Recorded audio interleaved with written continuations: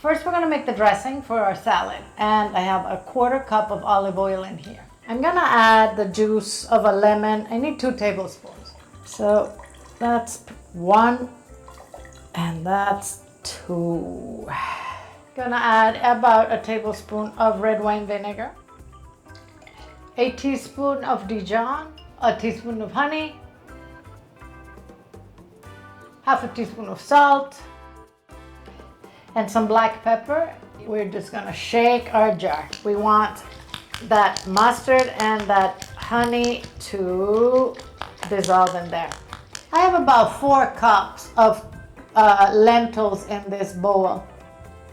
You know, as always, this recipe is going to be in the description box with a link to go and print it.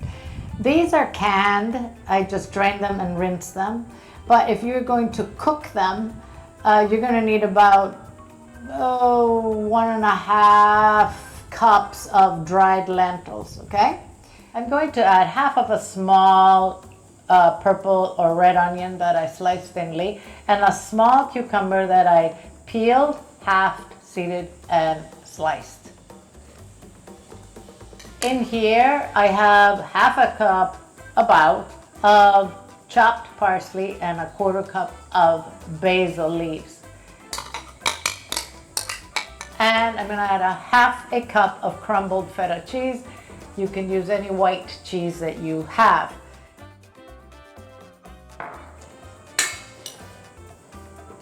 I'm just gonna mix that.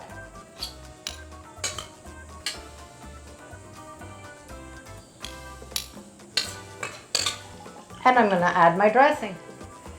Now, I want you to refrigerate this salad for a good hour so that all those flavors melt, and then you can enjoy it.